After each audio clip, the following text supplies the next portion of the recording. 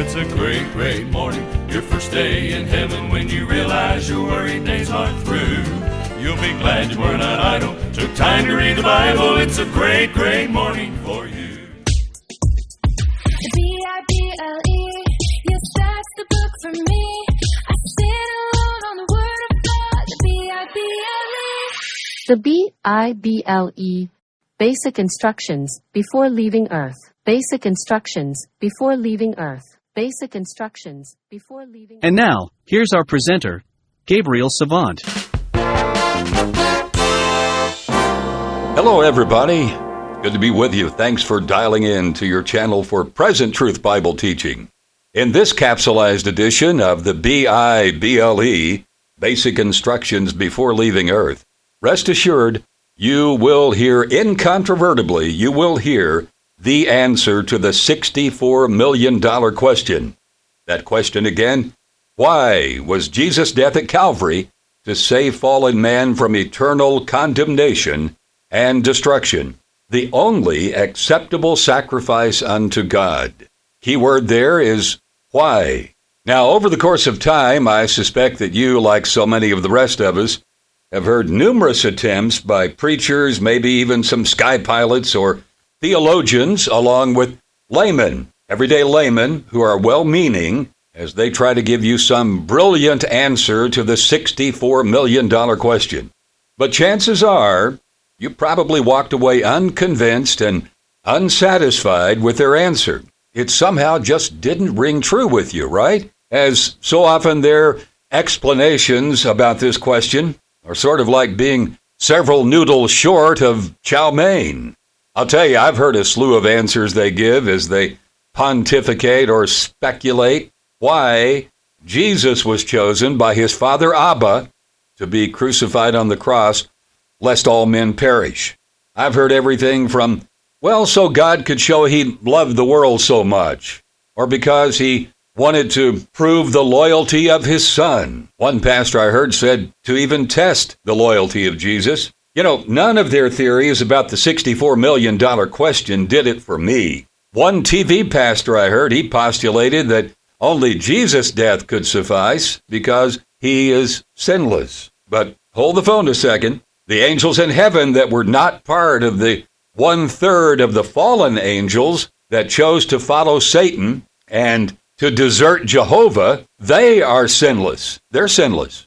In fact, Ellen G. White said something about this very aspect of the conversation that is astonishing. In early writings in 1858, that's right, 1858, she recorded a profound vision she had been given from the Lord. She said, quote, "Said the angel to me, think ye that the Father yielded up his dearly beloved Son without a struggle? No, no. It was even a struggle with the God of heaven whether to even let guilty man perish or to give his beloved Son to die for him. Angels were so interested for man's salvation that there could be found among them those who would yield their glory and give their life for perishing mankind. But, said my accompanying angel, that would avail nothing. The transgression was so great that an angel's life would not pay the debt. Nothing but the death and intercessions of his Son would pay the debt and save lost man from hopeless sorrow and misery." End quote. So, I'll cut straight to the chase. Here, right here, is the genuine, bona fide reason that Jesus' substitutionary death at Calvary for you and for me was the only one that could be accepted in Jehovah's economy. And by the way, it's the only answer to the question that clicked when all the dots finally connected for me. It's found in Patriarchs and Prophets that Ellen White wrote in 1890. Listen to this. Quote, "The fall of man filled all heaven with sorrow. The Son of God, heaven's glorious commander, was touched with pity for the fallen race. His heart was moved with infinite compassion as the woes of the lost world rose up before him. But divine love had conceived a plan whereby man might be redeemed. The broken law of God demanded the life of the sinner. In all the universe, there was but one who could, in behalf of man, satisfy its claims. Here's the answer. Here's the answer to the $64 million question right here. She adds, quote, since the divine law is as sacred as God himself, only one equal with God could make atonement for its transgression. Isn't that amazing? That's it. She goes on to say, none but Christ could redeem fallen man from the curse of the law and bring him again into harmony with heaven, end quote. That's the only answer to the $64 million question that is sensible, believable, and most of all, biblical. And what Ellen White said about it is what we should desire most of all, that which is biblically sound. Not all that hype, hullabaloo, and all that hooey that masquerades as the truth that's so prevalent out there these days. But what she said right there, one more time, let's look at it. Since the divine law of God is as sacred as God himself, only one equal with God could make atonement for its transgression. That's why even the sinless angels of heaven, those who've stayed loyal to God, could not qualify to die in man's stead. Only Christ could do that, because only Christ is equal with God, and God is as sacred as his law, and vice versa. That's your answer right there.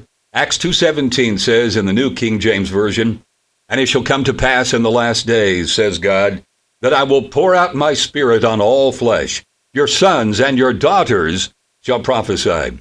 Friend, I submit that Ellen G. White was one of those daughters that both the prophet Joel and the gospel author Luke had in mind, as she in fact prophesied in marvelous ways. Ellen G. White, November 26, 1827 to July 16, 1915, was one of the founders of the Seventh-day Adventist movement, lecturer, and counselor to the church, who possessed what Seventh-day Adventists have accepted as the prophetic gift, the gift of prophecy described in the Bible. She was also a prolific writer. Her book, Steps to Christ, written in 1892, has been translated into, get this, 164 different languages. Matter of fact, Ellen G. White is the most translated female nonfiction author in the history of literature, as well as the most translated American nonfiction author, male or female. She's considered a leading figure in American vegetarian history. She was promoting the health benefits of a plant-based diet long before being a vegetarian or vegan was cool. Incredibly, she touted the advantages of being a vegetarian. Back in the 1860s, she was writing about that, for crying out loud. It was unheard of then.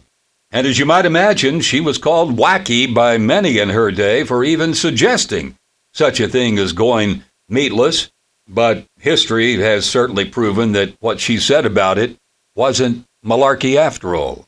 On average, SDA lived 10 years longer than the rest of the population, and do so on average in better overall health, says a plethora of independent studies for decades now, not SDA publications, but independent studies. For example, National Geographic years ago shined the spotlight on the impressive longevity or adherence of the SDA diet and lifestyle. Incidentally, the Smithsonian Magazine, a very sophisticated publication, named Ellen G. White among the 100 most influential and significant Americans of all time. Please keep in mind our outreach here that's providing meals to people who are facing food insecurity in Bukidnon province of the Philippines. You can email us at thebiblestandstall@yahoo.com, all one word, lowercase. Connect with us about the said ministry or share any comments or questions you might have, whatever's on your heart. We certainly welcome your input. Thanks for listening and for telling others about this channel. My installments are a production of Abba's Messengers SDA, an independent supported ministry. Until next time, this is Gabriel Savant reminding you, a Bible in the hand beats two in the bookcase. Bible, yes, that's the book for me. I stand alone on the word of God, the Bible. The Bible, Basic Instructions Before Leaving Earth. Basic Instructions Before Leaving Earth. Basic Instructions Before Leaving Earth.